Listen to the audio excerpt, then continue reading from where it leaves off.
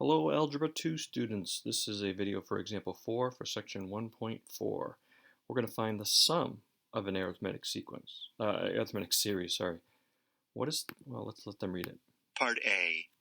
What is the sum of the terms in the arithmetic sequence 1, 4, 7, 10, 13?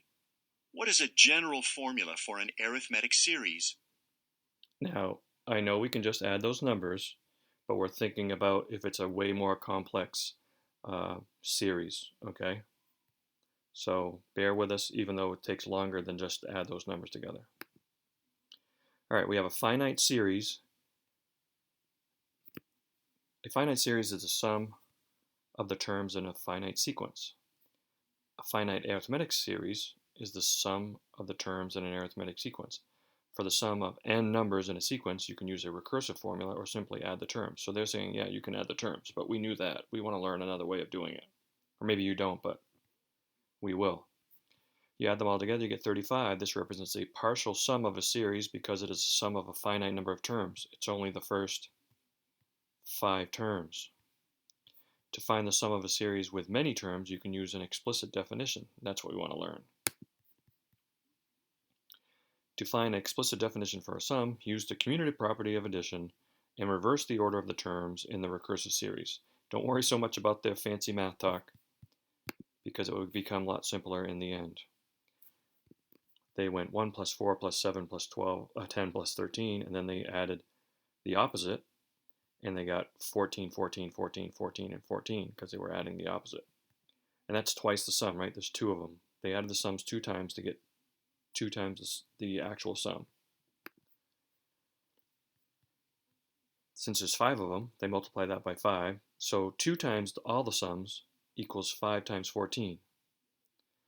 And if you solve this for s subscript 5 by dividing by 2, and you break the 14 into 1 plus 13, you get this. You might be losing track of like what is going on.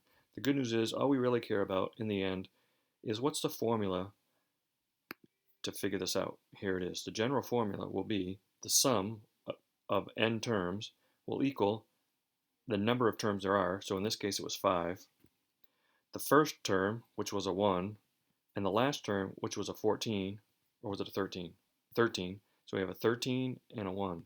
I got that backwards. 13 was the first term. So we have 5 equals 13 plus 1 divided by 2. This is the general form. So all you need to know is the number of terms, the first term, and the last term, and you can use this formula.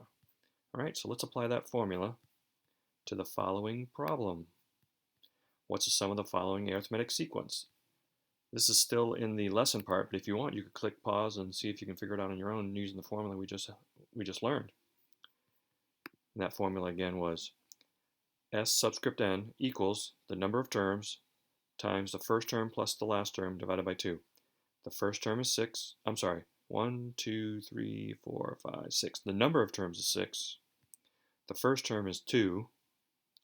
And the nth term is 22. So they use those numbers and they plug it in. 6, 2, 22. 2 plus 22 is 24. 24 times 6 is 144. 144 divided by 2 is 72. So you add these numbers up and you'll get 72. Now you might say, I could just add those numbers up. Again, we, in the end, hopefully will be given a very complex formula, a very complex sequence to try to figure out. So we're going to want to use this term, this equation, this formula. All right, let's see if we have a couple more for us to try. Sure. Here we go. You don't know what all the terms are. See, they only give you the first term and the 12th term. So you're going to want to use the formula for this. And here, this is quite a few numbers to add. If all you need is the first term and the last term, why not use the formula we just learned? Go ahead, click pause, give those two a shot, and then come back. All right, I think I have these written down. Here we go. I know the sum of n terms will equal the common difference, how much it's, the number of terms. This has 12 terms, right? N times the quantity of the first term, which is 3, plus the last term, which in this case is 25. And then I have to divide that by 2. Oh, let's see, I might have to get my calculator out. 3 plus 25 is 28, so I have 12 times 28, and then divided by 2. I'm going to actually divide by 2 right now, if you don't mind. See how much I can do in my head. 12 divided by 2 is 6, so it's like 6 times 28. 6 times 20 is 120. Just trying to show off my skills without a calculator. 6 times 20 is 120. 6 times 8 is 48. And 120 plus 48 is 168. I think that's the answer, 168. Okay, let's come on back and see. 168, and I was correct. If you want, you can try this one on your own. Click pause, come on back when you're ready. I'm going to jump right to it. Again, same formula. The sum of 1, 2, 3, 4, 5, 6, 7, sum of these 7 terms equals the number of terms. That's why I had to add how many there were. The first term, 5, plus the last term, or 7th term, because I'm doing 7, 41. I think I might have to use a calculator on this one. Divided by 2. 5 plus 41 is 46, so I got 7 times 46.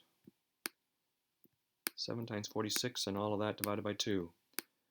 I'm going to try to go again without a calculator. 46 divided by 2 is 23, so it's really 7 times 23. 7 times 3 is 21. 7 times 20 is 140. So it looks to me like it's coming out to 161. Let's see how I did. 161. 161. Got it. And that's how we do it. Let's see what problems there are in the book that are like that. Your teacher may assign some of these. Oh, just 27 and 28. That's it for this video. Have a great day.